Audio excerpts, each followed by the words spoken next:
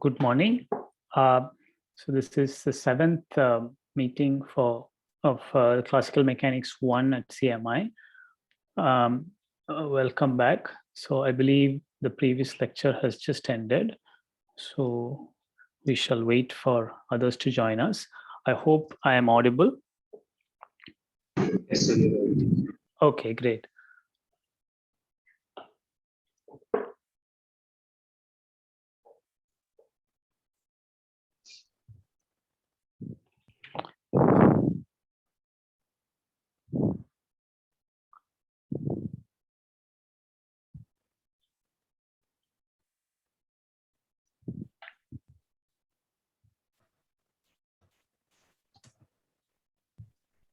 Yeah, so the first problem set has been marked, graded, and I believe they are available to you on Moodle. So you're welcome to go through your answer sheets.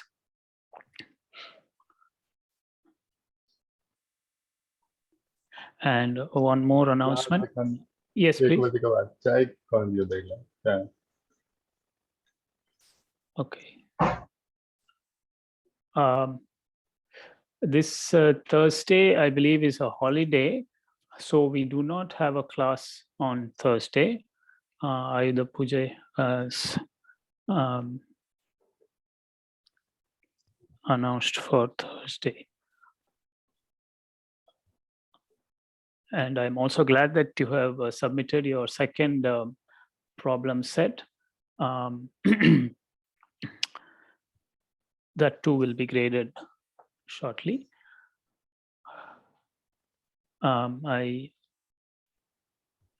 Based on some of the feedback, I would again suggest that you try to submit the answer sheets well in time. There can be difficulties in compressing files at the last minute or converting from one format to the other and so on.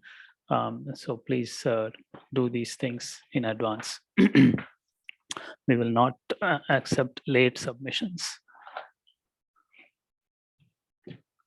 Okay, we have 51 students present. While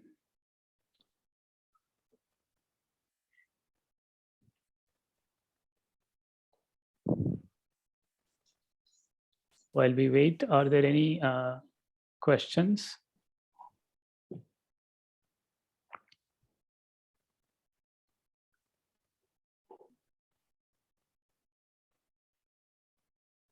Okay, so last time we had, among other things, discussed some things about vector calculus, the concept of a field, a scalar field, which is simply a function on your space, a real valued function.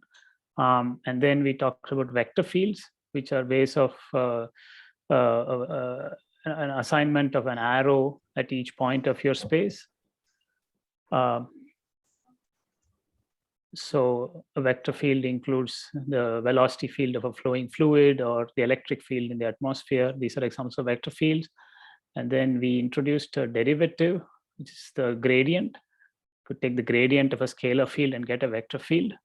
That's a special type of vector field. And we then went on to integration. We spoke about how you could perform a contour integral or a line integral of a vector field around a curve, along a curve, to get a number. And generally, this integral depends on the endpoints of that curve or contour. Sorry, it depends on the entire contour. But in the special case, when the vector field is a gradient of a scalar, then the line integral becomes independent of the curve and depends only on the endpoints. So that was a brief discussion of vector calculus. And we illustrated these line integrals by talking about the work done by a force field while transporting a particle along a trajectory. Yeah, I believe. Excuse me, sir. Yes, yes. Who is speaking? Shubham Kumar. Okay, please go ahead. Sir, is there an intuitive explanation for why this this integral only depends on the endpoints when the field is a gradient of some other field. Yeah, I mean, it I goes mean, back. intuitively.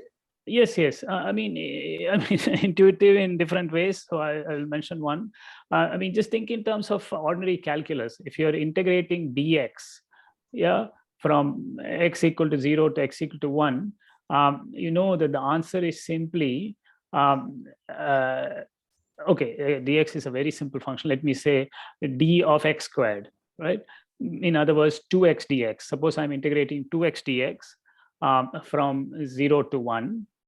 Now, of course, you can evaluate the integral, but since you know that 2x dx is actually the derivative of x squared, okay, I believe that Satyendra has got his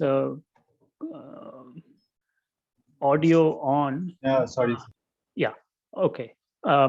Yeah, so going back to this, if you know that you're integrating a function which is the derivative of some other function, then by the fundamental theorem of calculus, you know that the value of the integral is given by the difference of the values of the antiderivative at the endpoints. It is really an extension of that. In one dimension, every function that you're integrating can be written as d of something else. So we don't think too much about this. But in higher dimensions, that's not the case. And so not every vector field is the gradient of a scalar, and only when it is the gradient of scalar can you express the answer as the difference of the values of the scalar at the two endpoints. Yeah, does that help at all, Shubham Kumar? Yes, sir. Yes, sir. Thank you. Okay, okay. We will talk about this once again when we discuss work. So this matter will come up again. Yeah.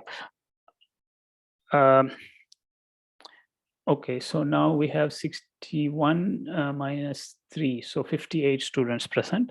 Yeah, so perhaps we can begin today's discussion. Now, last time we also discussed a few things. Okay, there's a question or from somebody. Let me see what this is. Oh, yeah. So the calendar beyond you has not been configured properly. It shows only 30 days. Goodness. He's nobody. Okay, so Anek has suggested this. Okay, this calendar, the 31st day of October is up there. It's in the northwest corner where Punjab is located. Sir, But he's- Anek isn't actually a student. He's nobody. here. He's not so- Anek is, we don't know who Anek is, but it's a pseudonym of some kind. There is really no Anek who's actually a student of Okay. CMI. So, okay.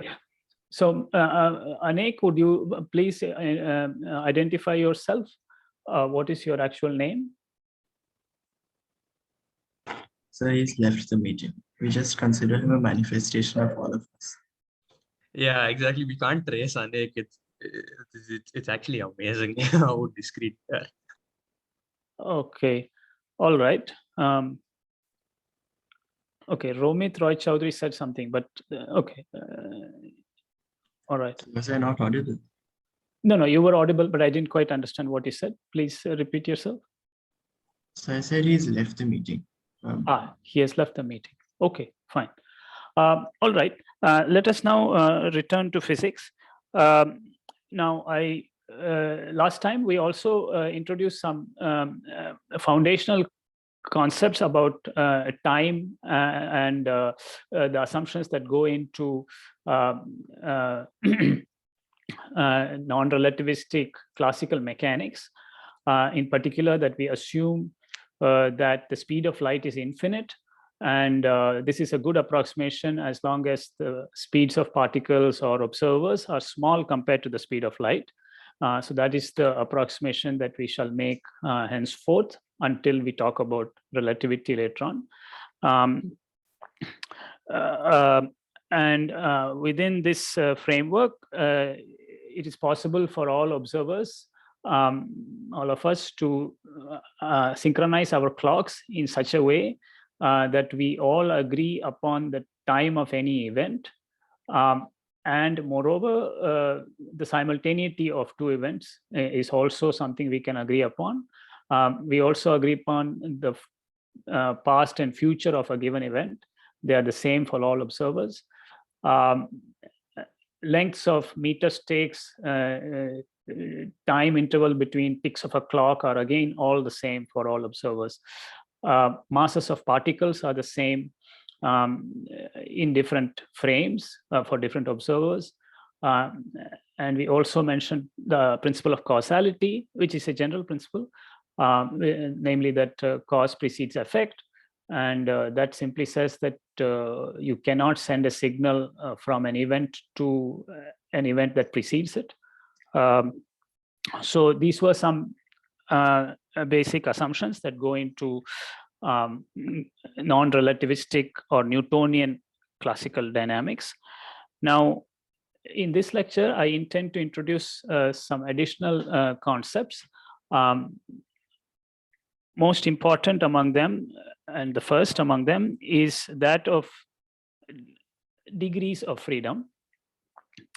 So let me introduce this through an example. Suppose you have a point particle that is moving in three-dimensional space. We will say that this particle has 3 degrees of freedom. And this is because we need 3 coordinates. Suppose we use Cartesian variables, then we need x, y, and z coordinates of the particle at any instant of time. So to locate the particle at a given instant of time, we need 3 real numbers. And so we will say that the particle has 3 degrees of freedom. It is important to know, to realize that the number of degrees of freedom does not depend on the nature of forces or interactions and such like. It is a purely, if you like, a geometric concept. I mean, not geometric in a very deep way, but it has nothing to do with forces and interactions between particles and so on. So in particular, a free particle, that is one that is isolated, far away in outer space, not subject to any forces or interactions with other physical objects or fields, and a particle subject to Earth's gravity, moving in 3-dimensional space, both have 3 degrees of freedom. So it doesn't matter if the particle is under the influence of Earth's gravity or you have turned gravity off, the number of degrees of freedom does not change. So this is a very basic concept and a useful one. On the other hand, a bead that is constrained to move along a fixed wire. Yeah, so suppose this is my wire and I've attached a bead to it. And the wire passes through the bead and the bead is not allowed to spin. Okay, so we are supposing it can only be translated along the wire. Then that bead has precisely 1 degree of freedom, because all you need to say is at what distance down this wire it is located. And then you will know the instantaneous position of that particle. Similarly, if you have a wire that is not straight but bent, and a bead that is traveling on it, or an ant that is walking on it, again, not allowed to go round and round the wire and such things, then we will again say that this particle has 1 degree of freedom. Any question about this concept?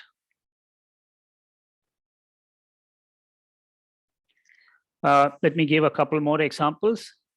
Suppose you have a particle that is constrained to move on a spherical surface. We'll call it a sphere. Yeah, a sphere is actually just the surface of the sphere. Sometimes we think of the whole solid sphere, then I will say solid sphere. But when I say sphere, I just mean a spherical surface. So suppose a particle is constrained to move on a spherical surface.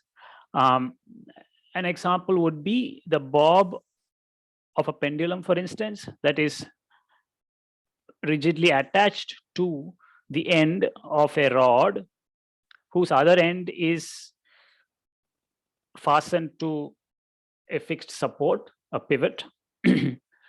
So this is an example. This is my pivot and this is my rod, and my bob is at this end. Now the pivot is held fixed, but this thing can rotate in any which way. So now we will say that the bob has 2 degrees of freedom because it's constrained to move on a sphere of fixed radius. Yeah, so that's an example of a system with 2 degrees of freedom. So here's the picture. This is my particle at the end of this bob, and it can travel on this sphere. Another example is if you have a particle moving on the Euclidean plane, it again has only 2 degrees of freedom, which can be taken as the x and y Cartesian coordinates.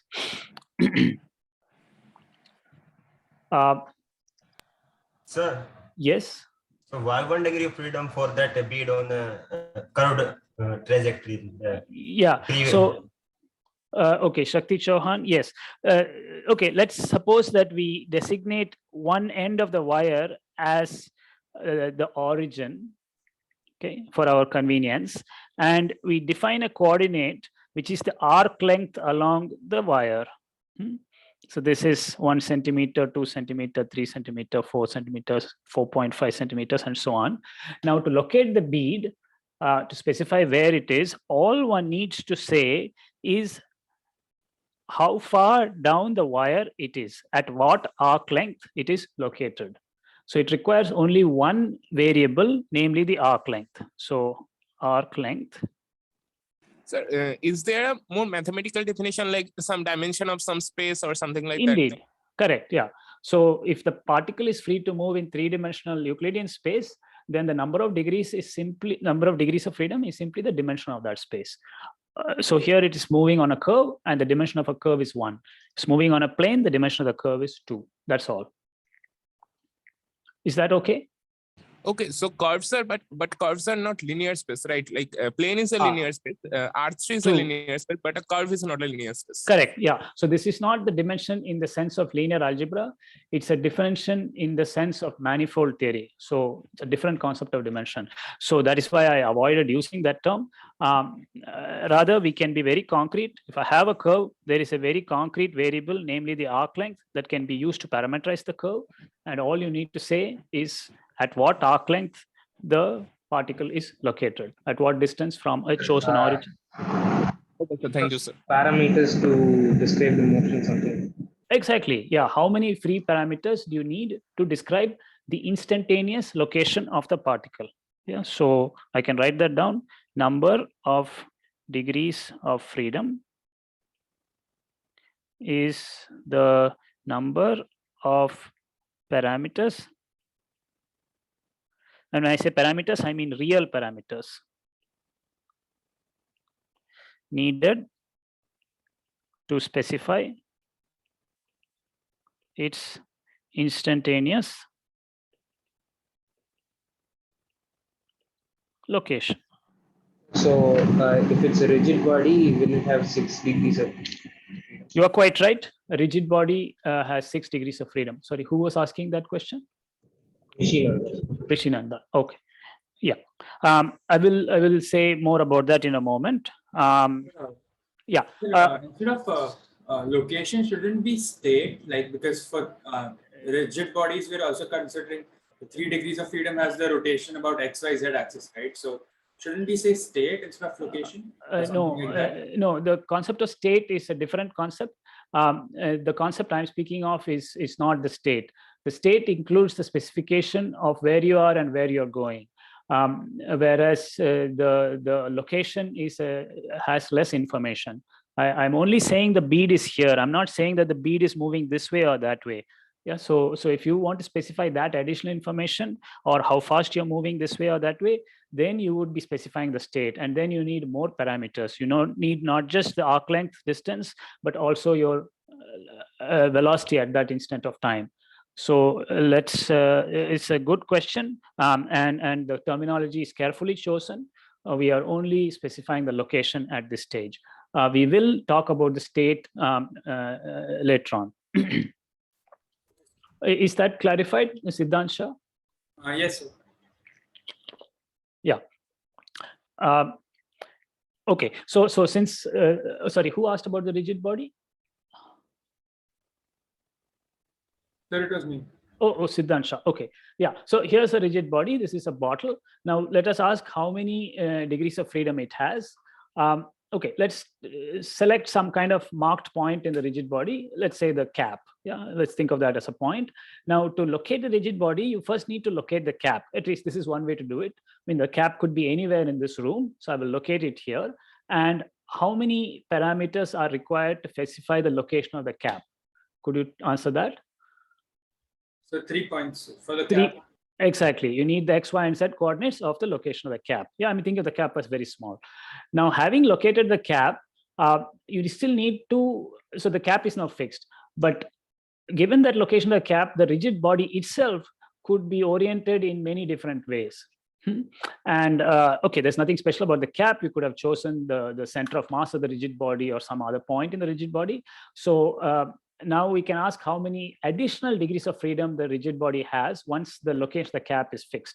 So there is 1 degree, there are 2 more degrees of freedom because I can rotate this about just like I rotated my pencil, but there is also a 3rd degree of freedom because I can rotate the bottle about its axis as well. So there are 3 rotational degrees of freedom in addition to the 3 translational degrees of freedom that were needed to locate the cap itself. So we will say that the rigid body has 6 degrees of freedom. These are needed to specify its instantaneous location. And by location, I include the orientation, how it is pointing, yeah, which way the the lettering is pointing, and so on. And this is not the state. The state will include information about how fast it's rotating or how fast it's moving. That information I am not specifying at this stage. Is that okay about the rigid body? Yes. Okay, so I will just write here a general rigid body has 6 degrees of freedom. 3 translational and 3 rotational. And that's what we just explained. So, yeah. Now, So bead itself is a rigid body, so it should have 3 extra degrees. Yeah, okay, so that's right. The thing is that I considered an idealized bead. I said that bead is not allowed to spin. So you're supposed to think of the bead as a point particle. But you're quite right. If I allow the bead to spin, there will be 1 more degree of freedom associated to that rotation. Does that clarify the question you asked just now? So why 1 shouldn't be 3 more? Well, okay, it depends what kind of bead you have, but I mean, I'm thinking of this as a okay. I'm thinking of a rigid bead which is attached to this rod, yeah, and all it can do, it can move on the rod or you can spin it, yeah. There is no 2nd and 3rd rotational degree of freedom because the wire is fixed. The wire is fixed. The bead can only move along the wire or it can spin. So it will have 2 degrees of freedom. And if I take my idealized bead to be a point which cannot even spin, then even that spinning degree of freedom is lost and it has only 1 translational degree of freedom. Is that understandable? Yes, sir. Okay, great. Also, yes. No, I don't think I understood the 3 rotational degrees of freedom for the bottle case. Could you explain that? Yeah, for a rigid body. Yes. Let me explain that. Yeah. Okay. So here's my rigid body, this bottle. Now let's think about how I can. So I've already fixed the location of the cap. All right. I mean, thinking of the cap as a point, right? It's not extended. Okay. Now having fixed the location of the cap, I still have a lot of freedom in orienting the body in order to fix its location. All right. Yeah. Now let us count how many degrees of freedom there are for that. For instance, I can rotate the bottle, Yeah, I understand. yeah, so that is 1 degree of freedom, because I need to tell the angle that this Bisleri sign makes with respect to some reference direction, all right, the angle. So that's 1 degree of freedom. So I rotate it to the orientation I wish to have about that axis. Now, in addition, I can orient the bottle in any which way I like, holding the cap fixed, all right? There are 2 degrees of freedom, because let us imagine the other end of the bottle, the bottom of the bottle, that can be any point on a sphere of distance of radius this much from the cap, okay? So points on a sphere are specified by 2 coordinates. Okay, right. Yeah, and therefore we have 1 sort of spinning degree of freedom and 2 degrees of freedom associated with the orientation on a sphere, the location of the other end on a sphere. So totally 3 rotational degrees of freedom. Okay. So Yeah. which 2 parameters we can give to a location on a sphere? I'm sorry, could you repeat your question, Shakti Chauhan? Which 2 parameters we can define for a location on a sphere? Okay, which 2 parameters? Let's choose theta and phi, the 2 spherical polar coordinates that we introduced in the 5th lecture. Yeah, you can use them. Yeah, if you don't like spherical polar coordinates, you can use x and y. Yeah, because z is then fixed by the square root of r squared minus x squared minus y squared. Yeah, because it's a sphere of fixed radius, so you can choose 2 of your Cartesian coordinates as you wish. And then the third will be fixed. Of course, I mean, the Cartesian coordinate cannot be so large that it's outside the sphere. Yeah, but to some extent, you have 2 free parameters. So if there wouldn't have been any sticker on the bottle, then it won't have the other. Okay, yeah, you're quite right. If the sticker was not there, but there's still water droplets, I can still rotate those water droplets. Yes. So we are saying that different points on the bottle are truly different. They can be distinguished. Yeah. And if there was no sticker, I will take a little paint and put it somewhere on the bottle. A very little bit of paint, so that we can choose, we can specify and observe its orientation. So that's what we mean. Sir, I had a question. Like, if degree of freedom is like, is degree of freedom like least number of parameters required to like specify its like location? Yeah, it's not the least. I mean, it is the number of parameters. So you are quite right. The number of parameters, number of real parameters needed to specify its instantaneous location. Indeed. Location plus orientation. Sorry, Ruptak was speaking. Could you please tell me if that is okay? Yes, sir. Yes, sir. Yeah, I mean, it is the minimum number, but it's not like you can, if you try to give more, there will be a redundancy in them. They will be related to each other. They would be unnecessary. So we need location plus orientation as well, no? For the degree of freedom. Not only location. Yes, Shakti Chan. Yes, we need both the location. I said the location of the cap. Yeah, the orientation of the rigid body includes the locations of all the points on the rigid body. All right, so it is just for our convenience that we are talking about some as orientational and some as location of the cap. At the end of the day, you need to locate all the particles in the rigid body, and that requires 6 parameters. We are only for convenience splitting them into 3 translational and 3 rotational. They all are required to locate the rigid body. Sir, there can be rigid bodies which, like in 3D rigid bodies, which need less degrees of freedom, right? Which have less You're quite right. That's why I said a general rigid body. That is, you're quite right. I mean, the rigid body is so thin that it doesn't have any spinning degree of freedom. You will lose 1 degree of freedom. You're quite right. Okay. Yeah. While we talk about rigid bodies, there are actually even simpler bodies or simpler systems. Okay, actually, there are some more questions in the chat box. Let me see. Akash Yadav. Why are we considering radius of sphere to be fixed while talking about the degree of freedom of a particle moving on a spherical surface?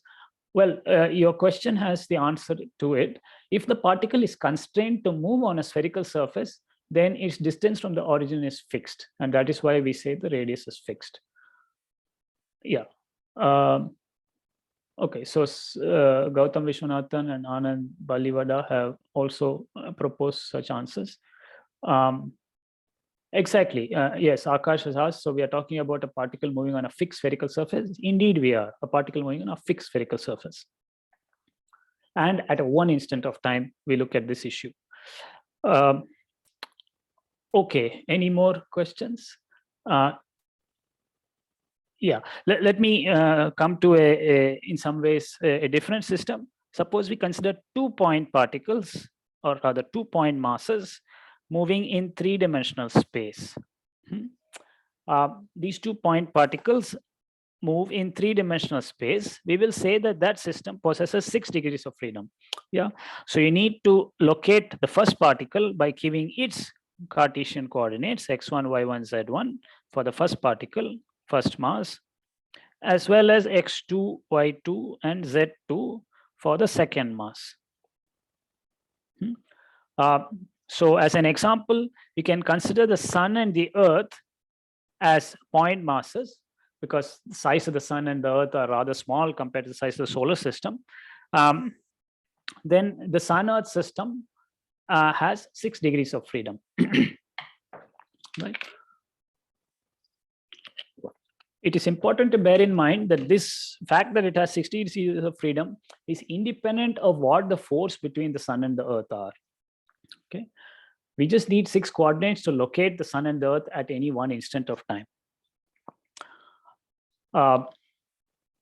What is more, while talking about degrees of freedom, we do not restrict to any particular orbit of the earth around the sun. I mean, you may know that earth follows some orbit. That is irrelevant to counting the number of degrees of freedom. We simply ask how many coordinates are needed to specify all possible, let us say, initial locations of the sun and the earth. By initial, I mean at some instant of time that we call the initial time. Okay, so you are not restricting to a particular orbit, elliptical, circular, or in this plane, or all that stuff. Yeah. So is it clear why a 2-particle system has 6 degrees of freedom? Hello, sir. This is Aryan. Yes, please. What is the reference point we are taking? Because depending on the reference, we can have different degrees of freedom. No, that is not the case. No matter, okay, I don't know in which system you're talking about a reference point. Or are you talking about the rigid body? Yeah, if we consider. Okay, no, it doesn't matter. No, you can choose any reference point. You can choose the bottom of the rigid body, a point at the bottom, or it just shows that cap. You can do the argument in the same way. You will get the number of degrees of freedom to be 6 once again. And similarly, for the particle moving on the bead or the particle moving on a wire, whether you choose your reference point at this end or that end doesn't really matter. Sir, but the reference point should not move, right? Oh, definitely. I mean, the reference point is fixed. Indeed, yeah. Sir, so I mean, the only thing that can move is the particle. Yes, sir, so I mean, for the rigid body, a point on the body cannot be the reference point, right? Okay, look, I mean, I think we are being a bit careless in the use of the word reference point. In the case of a particle moving on a wire, I used a reference point to define a notion of arc length. Right? That was the sense in which a reference point was used. Now, in the case of a rigid body, it is not in the same sense. Instead, what are we using? A reference point to locate the position of a chosen point in the body. So make a chosen point. That's not the reference point. The reference point is some origin. Let it be here. With respect to that origin and with respect to some Cartesian coordinate frame, the cap of the body is located at the coordinates 2, 3, 4. All right. So the reference point is still just over here. It's the origin. This is not the reference point. It is just a convenient point in the body, a convenient mass in the body that we are using to sort of discuss its location and orientation, whereas the original reference point is still fixed. And similarly, when I want to orient the body, to talk about theta and phi angles or the rotation about the axis, again, we need some reference direction. That is, I will say that the reference direction is such that when Bisleri points to my nose, the angle is 0. So my nose is then the reference point or the reference direction. It's not the point in the body. So we can talk about a marked point in the body or the center of mass of the body. They are not the reference points that we mean in the sense of the reference point at this end of the curve. Does that help at all? Yes, sir. That was Aryan Kusre, am I right? Yes. Oh, excuse me, sir. I have a question sort of related to that. Yeah, like so this is Aryan's Anand, question. Anand Balivada, is that right? Yes, sir. Yes, sir. Okay, please. Yeah. What if we consider the sun to be, like in the sun-Earth system, the origin, right? If the sun is the origin in that system, so rather than specifying 3 coordinates for the sun, if it was just 0, 0, 0, and you had the Earth, orbiting it, right? And yeah, if would you still okay. consider there to be 6 degrees of freedom? Oh, definitely, because to choose the location, see, you have to locate the origin at the center of the sun, all right? And there is a choice involved in that.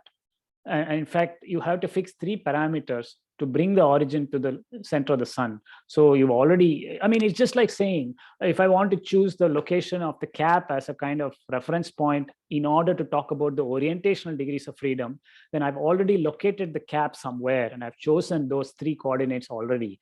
So it's the same with the sun-Earth system. If you already decided to locate the sun somewhere in your coordinate system, you made a choice of 3 coordinates. Is that clarify? Okay, that clarifies, yeah, because this is the initial position, right? Because in practice, maybe the sun is like you can consider it fixed, right? Sort, at least to some degree. No, I mean, it depends what you're talking about. You can always go to a frame where the sun is fixed. Yes, that is right. Yeah. But in order to locate the sun in the first place, with respect to some external origin, you still need 3 coordinates. And we must not forget that. Okay, thank you, sir. Yeah. Sir? Yes. If these 2 point masses are moving in a particular straight line and we fix the reference points as that point line on that particular line, then there will be 5 degrees of freedom. Well, okay, let me take your example a bit more carefully. Suppose we have a line, yeah, and we have 2 particles on that line. This line is fixed. Okay, this line is fixed. It's the x-axis. Now I need 2 coordinates, namely x1 and x2, to locate the 2 particles. That's it. The system has 2 degrees of freedom. Is that so? So that is a concrete example. Is that what you had in mind? No, sir. In this example, the sun and earth example, you pointed out that if 2 point masses are moving in 3-dimensional space, have 6 degrees of freedom.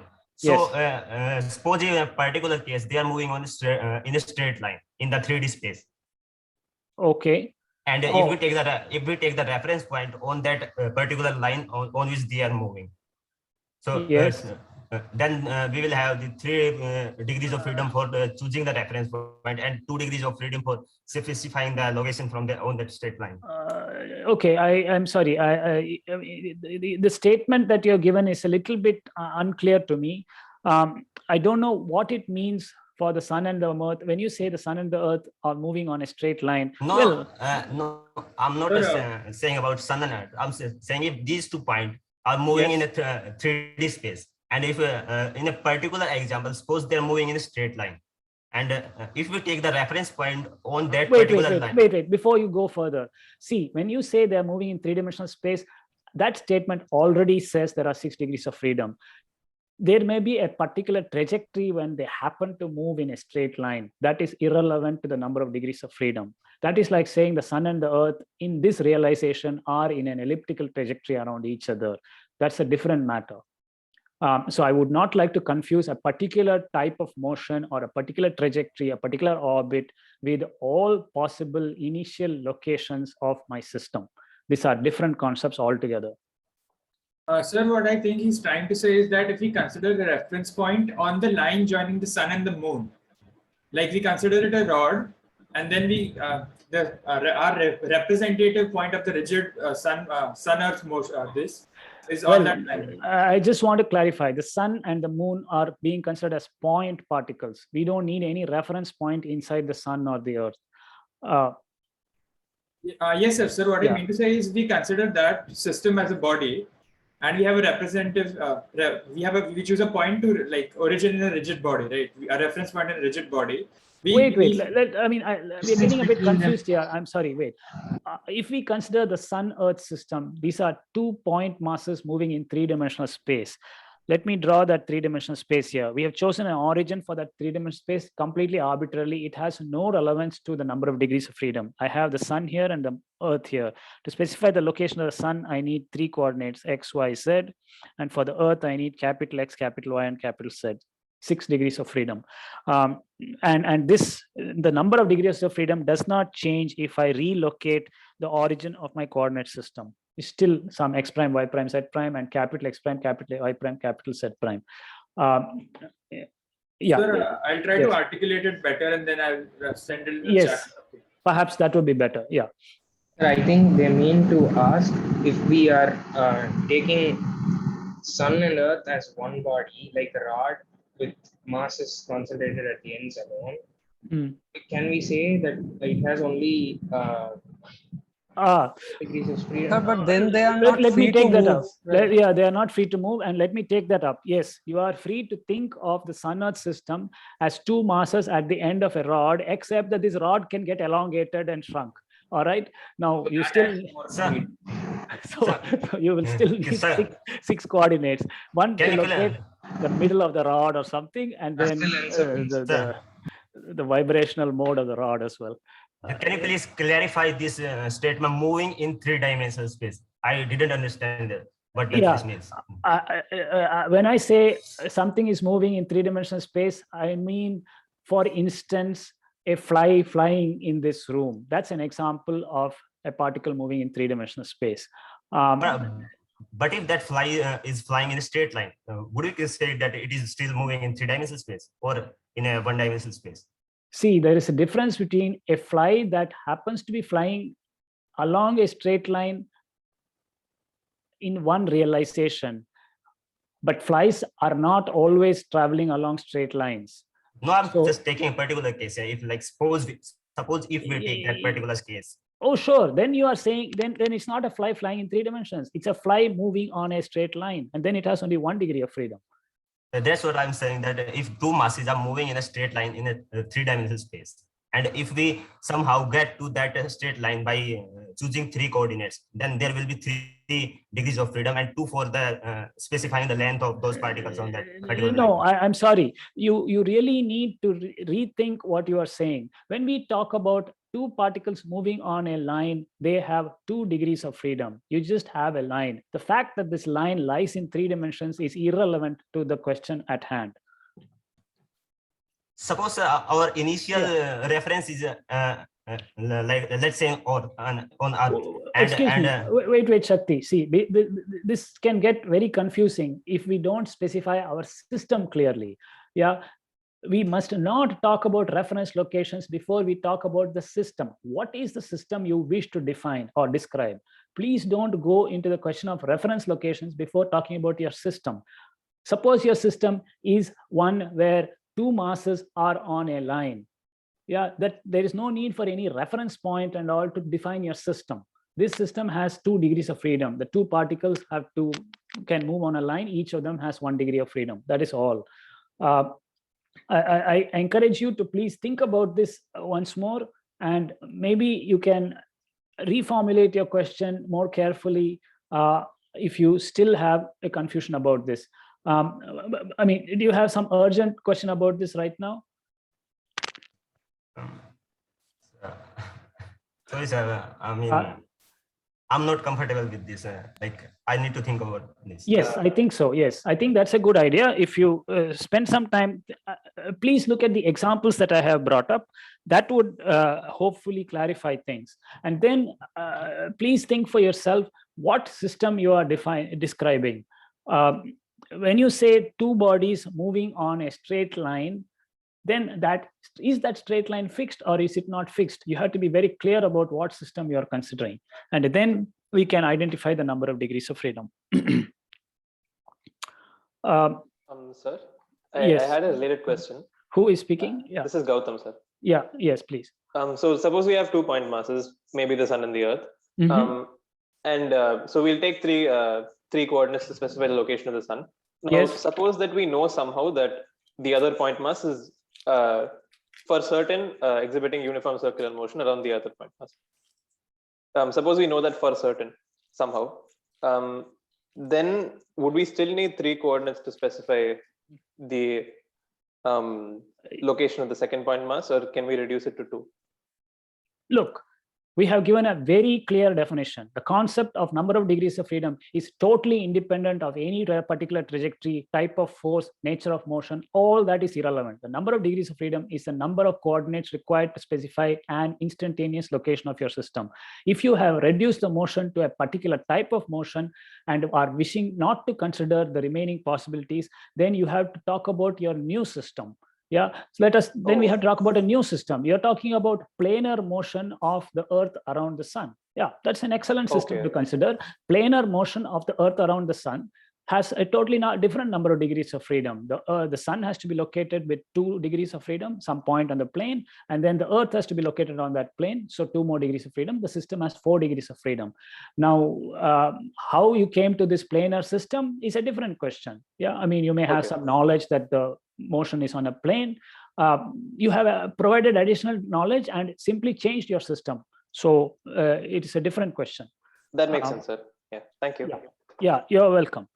Okay, so there is no doubt that this concept is not a totally straightforward concept, and I'm very happy that you have asked so many questions. Perhaps there are more coming. So yeah, sorry, who was asking?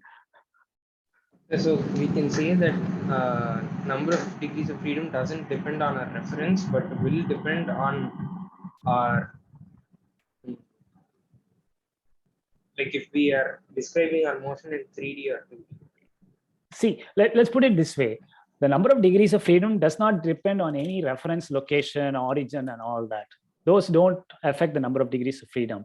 What they do affect is the manner in which you will specify the coordinates, right? What is the value of x at this location? To give that value, you will need some origin for x. Yeah? So it enters only that way. But the fact that you need 3 variables, x, y, and z, is independent of the choice of origin.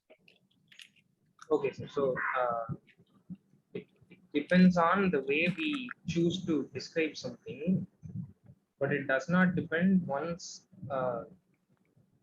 See, it depends. The origin only helps to give the numerical values of the coordinates. Yeah, or to use spherical polar coordinates as opposed to Cartesian coordinates and so on. It does not affect the number of degrees of freedom. If you use r, theta, and phi, you still need 3 coordinates. If you use x, y, z, you still need 3 coordinates. So that number is independent. If we take sun and earth,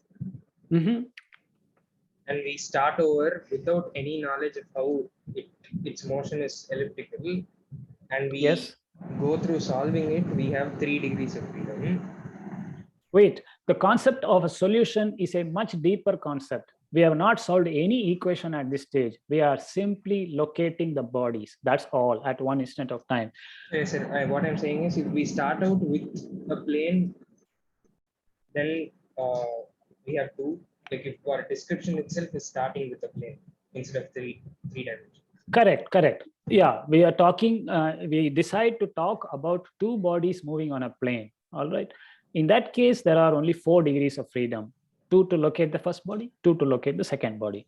Yeah, and this is before solving any equations of motion. Is that clear, Rishi Nanda? So I'll just repeat what you said, sir. So, sir. Wait, Shakti Chauhan, I'm still answering Vishinanda's question. You wanted me to repeat what I said? No, sir. I will repeat. You see if it was if I got it. Okay. Please go ahead. If we choose to start out describing our whatever we're describing in 2 dimensions, then we have 4 degrees of freedom. Yes. Or 2 bodies. the same thing if we start out on 3 dimension and later realize that it is some trajectory which can be described on 2 dimensions, we still haven't had 6 degrees of freedom. Okay, let me try to clarify that. The Sun-Earth system really has 6 degrees of freedom. The fact that the motion, because you've observed things or have decided you've sought to solve equations, are all coming later. Now, let me take up this issue in more detail. Look, which plane does the motion happen on? Yeah, you don't know that.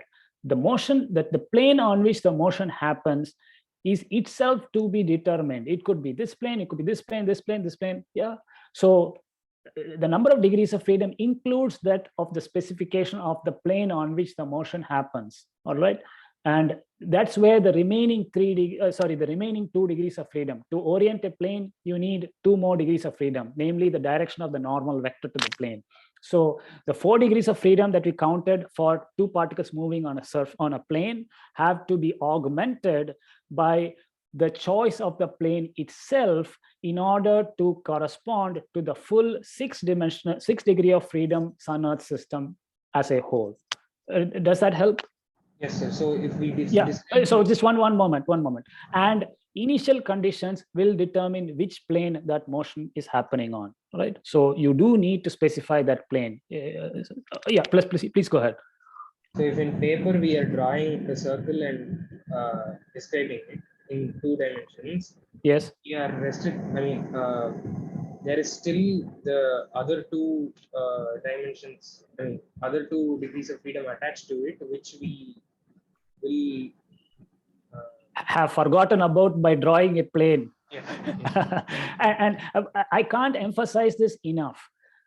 The concept of degrees of freedom is a very, very fundamental concept that comes much before the concept of a trajectory. So if you talk about a trajectory, you've already gone too far.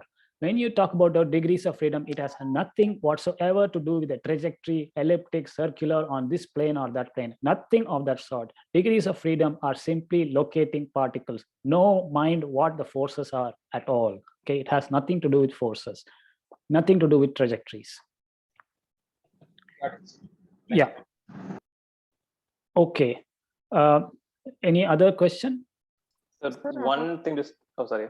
Go ahead. Oh, I'm sorry. There is another question from Ankit Gayan who asks, so changing our system changes the degrees of freedom of particle moving in that system? Of course, the number of degrees of freedom depends on your system. You change your system, in general, the number of degrees of freedom will change. Yeah, what was the next question? Yes, sir. Like 2 points in a given system can't have different degrees of freedom, right?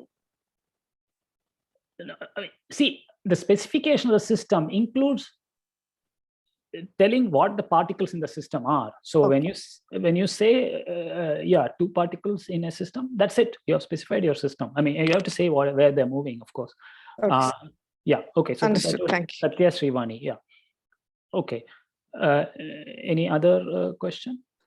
Yes, sir. What I've understood is that we also need to specify sort of what, I guess, dimensions the particle is allowed to move in when we're specifying the system itself. Indeed. Yeah. Okay. Yeah. I mean, it's different talking about a particle moving on this table and a particle moving in this room. They're totally different systems. We need to say that. Yeah. Okay. In that case, I did have one extension of this question also. What else do we have to specify for a system? So we have to specify the location, orientations also, and dimensions. Is there anything else? No, all we need to do is locate all the particles in my system. That's it. Concept of orientation is a convenience to adjust certain things. Yeah, after all, finally, I have to locate all the particles in this mobile phone. I can call some of those locations as orientational locations and some of those as translational locations. That is purely a convenience. At the end of the day, I just need to fix the locations of all the particles. Okay, sir. Okay. Yeah. Got it. Thanks. Good. Yeah. Okay. So if there are no further questions on this important concept of degrees of freedom, I shall proceed. Okay, there is another question from Rishabh Gupta.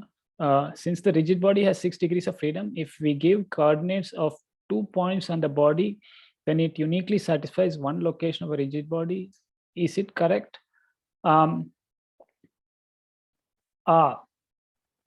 Yes, yeah. I mean, essentially that is correct. Yeah, yeah. So yes, you're quite right. Let me choose these 2 points. For instance, I'll choose the points to be the cap. So I give the coordinates to the cap.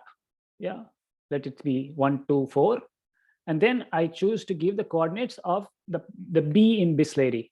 All right, maybe that is 5, 6, 7, and then that completely fixes the location of the bottle. I mean, I can't then rotate the bottle or shift it this way or move it that way and so on. All right, is that clear, Rishabh? Yes, sir. Okay, great. Any more questions? I am truly impressed by your thinking on this matter, all of you. Okay, so let's go to a system with somewhat more degrees of freedom, number of degrees of freedom.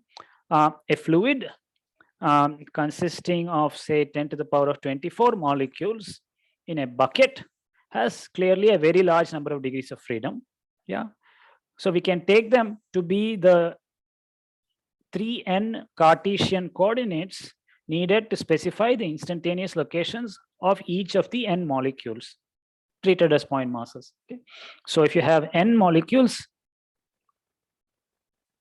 we have 3n degrees of freedom. Yeah, and I'm treating these molecules as point masses. Okay, so that's another example at another extreme. I mean, yeah, we've talked about point particles, a single point particle or maybe 2 of them. That's 1 degree of complexity. Then we've got a rigid body that's 1 step higher. And now we're talking about a system with an exponentially large number of degrees of freedom. These are all interesting, and they sort of branch into different areas of mechanics. Okay, any question about this thing about the gas or fluid?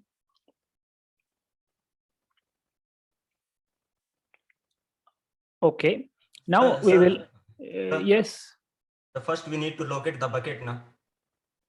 Oh, no, the bucket is fixed. The bucket is fixed.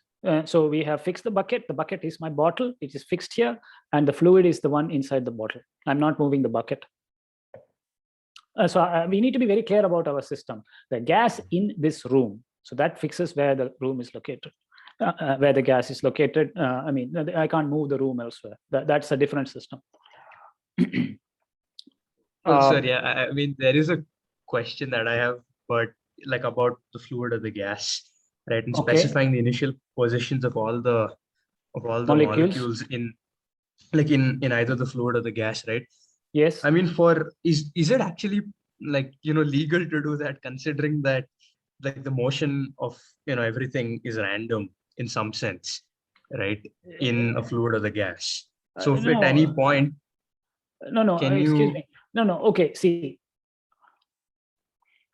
When you say the motion is random, you have already made some judgment about the nature of forces and what's happening. You are telling me that this is at finite temperature, there is some thermal motion, all that. That is all irrelevant. If I have a bunch of molecules in a room, it has 3n degrees of freedom.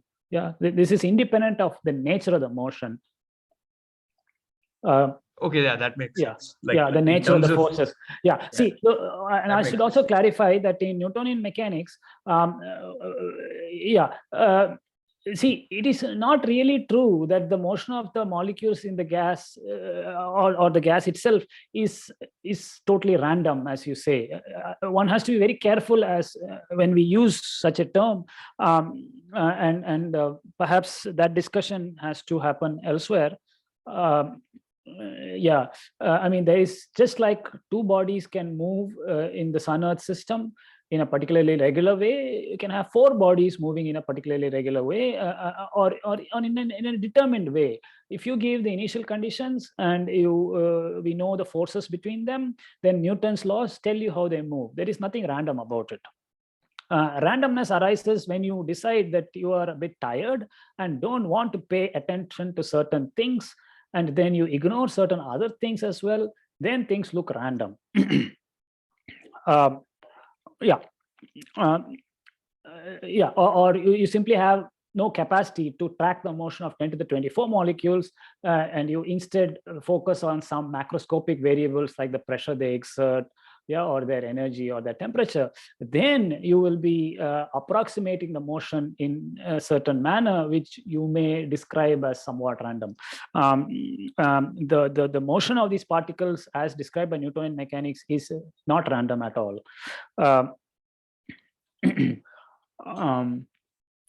One needs to be more careful as to how this supposed randomness arises and what one means by that randomness. There are different aspects to that. I have to add something, sir. Can we say that degree of freedom is the number of ways we can execute potential energy in form of kinetic energy? No, definitely not. No. I would not like to think about, see, as I said, the concept of number of degrees of freedom is a primitive concept. It comes before forces, comes before energies, it comes before potential energy, it comes before kinetic energy. You don't need any concept of kinetic or potential energy to define the number of degrees of freedom. I would caution against using any such concept here. By freedom, we means the freedom of motion. Correct. Correct. So motion well, the freedom to locate it is the degree of freedom. That's all. I can locate this point mass here or there if it can move in this room. That's all we are saying. How fast it moves, what the potential energy in this room are all beside the point. There are further details that are used to describe the dynamics. Okay, I have a question from Ishan Verma. In this fluid motion example, are we considering one of these particles as the origin? No, definitely not. There is no need for any origin to count the number of degrees of freedom. If no, we would require to specify one more point, right? No. See, I have 2 particles. See, a gas with n particles is not very different from the Sun-Earth system. It's just that the number of particles is a bit more. So please don't confuse it that way. The Sun-Earth system has 6 degrees of freedom simply because you need 3 to locate the Sun and 3 to locate the Earth. And if you have 100 molecules, you need 300 coordinates. And you can have a fixed origin for your Cartesian coordinate system that is not associated to any of these point masses. That is simply some extra thing that is fixed for your convenience. If you change that origin, the number of degrees of freedom does not change. Okay, so Ishan Verma says, understood, sir. So that's excellent. Yeah, but thanks for your question. Okay, so okay, if there are no further questions on this concept of degrees of freedom, so I've tried to be very careful with this notion of degrees of freedom. And I would encourage you also to be very careful in your thinking. What we have discussed now will be very helpful to you when if you are a bit confused about it. So please do come back to it. And it is very easy to get confused about this, and you are not alone.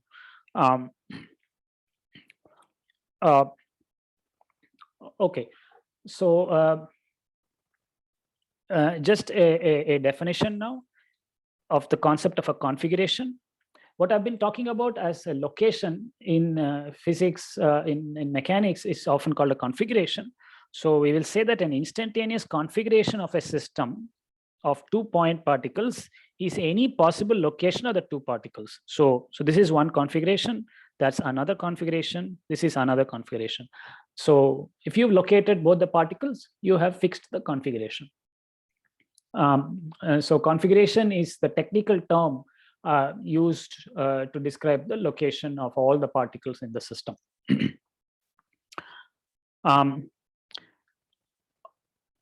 Okay. Yeah.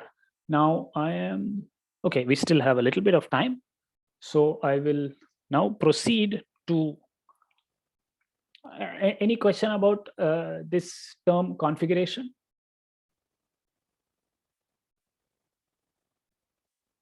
Okay. I mean, we will use it now and then, and you will get more used to it, I think. Now, I wish to come to some additional concepts, the first of which I will call the zeroth law of classical mechanics. And this is the way I would like to phrase it. Now, the path followed by a particle in time is called its trajectory. Okay, so this is a notion we have introduced previously. The path of a particle as time flows is called its trajectory. So that trajectory is a directed curve in the space in which the particle is moving. Yeah, so it is a curve parameterized by time and directed towards increasing time. So that is our trajectory. Now, there is a very basic assumption in Newtonian mechanics that is often not stated, but I will just say it explicitly here so that we are aware of it. And I will call it the zeroth law of mechanics. The zeroth law of mechanics can be regarded as saying that the trajectory r of t of a particle is a twice differentiable function of time. Okay? So this is a basic assumption that is going into mechanics, Newtonian mechanics. And it is worth noting what a law of physics is. In a somewhat lighter but serious vein also. I would like to think of a law of physics as something that is not a self-evident fact. All right, it is something that has to be deduced from observing nature, doing experiments. Okay? It's not some self-evident fact. It is not something that we can just play with sentences and words and concoct some statement which is always true. That would not be considered as a useful law of physics. Okay? In particular, more often than not, most laws of physics can be violated. They are valid in a certain situation or in certain class of situations, but there are probably places where they simply are not valid. Okay? So we have to be clear about that. Laws of physics are not inviolable. They are valid usually in some approximation or when you ignore certain effects. Yeah. So we have to be used to that and accepting of that. In particular, this zeroth law of mechanics, I mean, I'm not going to go so far as to say that all laws of physics can be violated. I'm not going to go so far, but they usually have their regime of validity, and we should be very much acutely aware of that. Okay, so now, for instance, this zeroth law of mechanics, which I stated, and which requires that we are considering a system where the trajectory is a twice differentiable function of time. Unfortunately, it doesn't hold for all systems. It does hold for a vast majority of the systems we study. It is found to apply, for instance, to the motion of planets. Yeah, if you make a chart and watch the motion of a planet, the curve that it traverses is, to reasonable approximation, modeled as a twice differentiable curve. Twice differential function of time, the r of t. So it applies to planets. It applies to pendulum bobs, yeah, the motion of pendulum bobs. It applies to tennis balls or golf balls, cricket balls, the motion of those. Yeah, but there are contexts where it fails. For instance, it fails for Brownian motion, namely the motion of pollen grains in water. The trajectory of a pollen grain in water cannot in any useful way be modeled as a twice differentiable function of time. Yeah, so yes, in this particular case, it is a fact that this pollen grain is being knocked by water molecules very, very frequently, and so its path is very jagged. So the pollen grains in water are observed to follow very jagged paths, and it is simply not useful to to model such a path as a twice differentiable function of time. That's not a useful approach. So Anand Bansal asks, this law is not valid if we consider any external disturbance like any impulsive force, right? Yes, in a sense. See, ballistic motion can be modeled by this. I mean, a particle moving in a straight line, the straight line is still very much a twice differentiable curve. So that's fine. And then after some time, it gets kicked by an impulsive force and changes its direction abruptly. Then at that point, the trajectory fails to be differentiable or twice differentiable. So indeed, when there are such kicks or some impulsive forces, this law fails to hold. But it's a little more than that. See, if it is that these kicks are very infrequent, then at least for significant durations of time, you can model it by a twice differentiable function of time.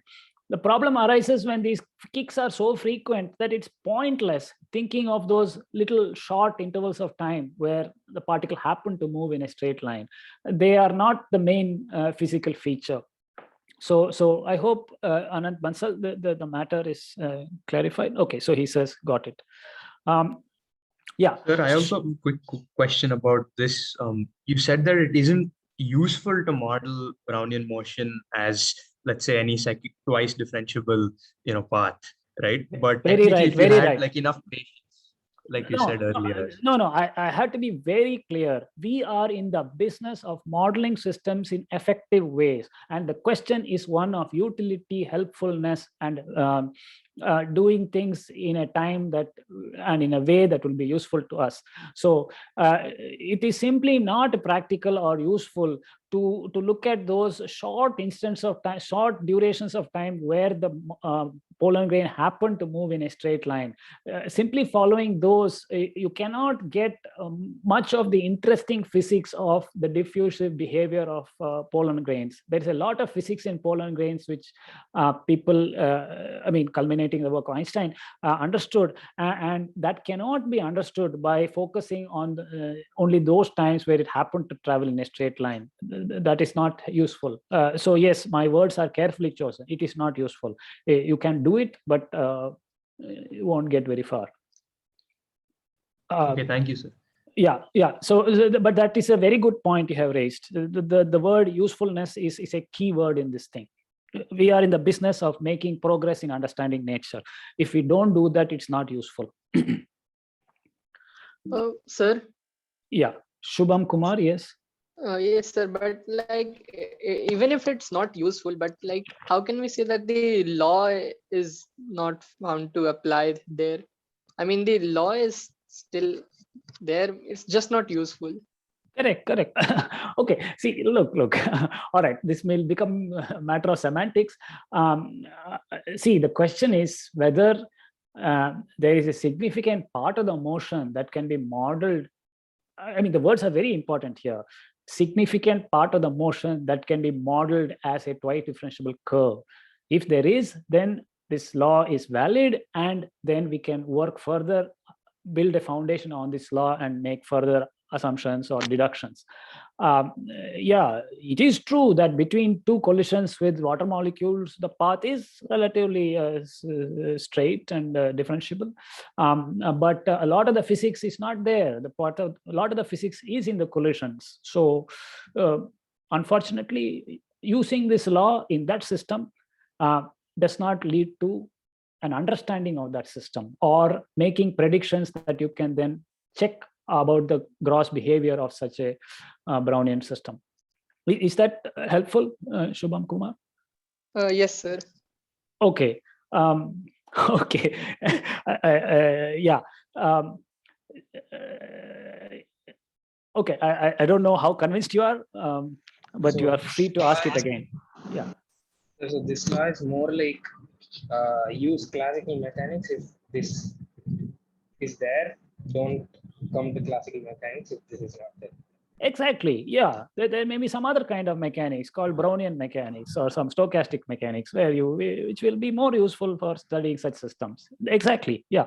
So it's more like a preamble for classical mechanics than physical. Is it? Okay, see, I don't know. See, this is a law. Laws are assumptions. They are postulates. They are axioms. They are things that go in the preamble. Yes, these are all synonyms in the sense that I'm using them. If this doesn't hold for the system you wish to study, then that system will not be treated in this framework. You need some other framework. Yeah. Okay. Yeah. So I was saying this. Okay. Maybe what you're saying is that the word law is not such a good term to be used here. We can say this is the zeroth assumption of classical mechanics, and then we will call Newton's first law the first assumption of classical mechanics, and so on. Yeah. So okay, that I'm willing to grant that a better word may be chosen. It's just that these assumptions, which are often called laws, are valid in a wide variety of systems, but they fail in other systems, and we must be fully aware of that, so that we don't go and try to apply it there and reach some pathological conclusion or some erroneous conclusion and then wonder what's happening. Okay, so in fact, there are other places also where this does not apply. For instance, and this is not so evident, it's a bit harder to understand. This law or this assumption fails for electrons in an atom. And they require a quite different kind of treatment, which is called quantum mechanics, which you will study elsewhere. And the point is that an attempt to describe the trajectory of an electron is fraught with difficulties, and one realized that a different approach is needed.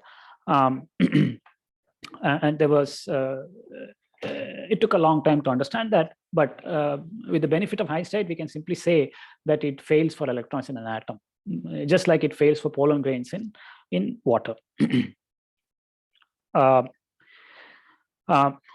Understanding how it fails and so on requires additional study.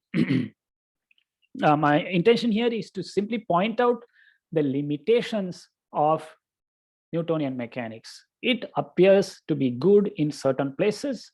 Beware if you apply it elsewhere. Okay, so yeah, so Isaac Newton formulated 3 laws of classical mechanics in his Principia in 1687, which was published in 1687. I mean, it was the culmination of the work of several scientists who preceded him. In fact, Newton said that he's standing on the shoulders of giants. Paraphrasing.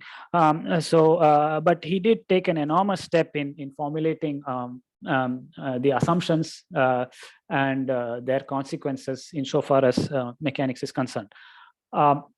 Okay, so any other question about this concept, either that of degrees of freedom or this assumption of particles' trajectory being sufficiently differentiable in order to do the things we will do?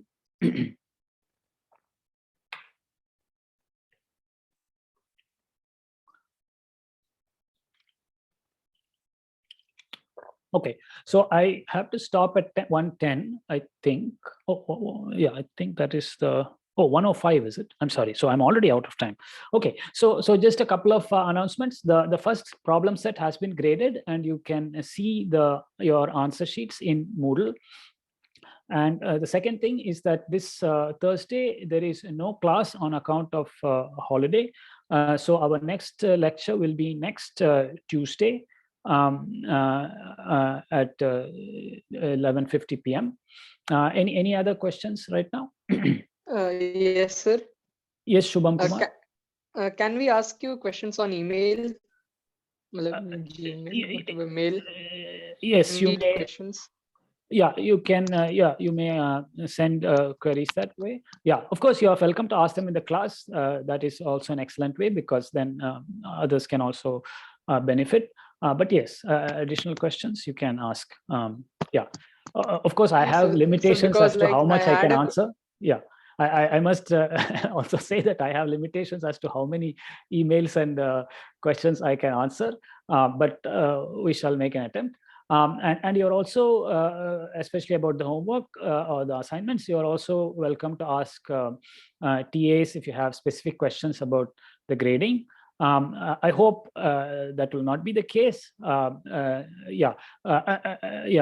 if you have questions about any problems in the homework, you're welcome to ask that as well. Yes, please go ahead.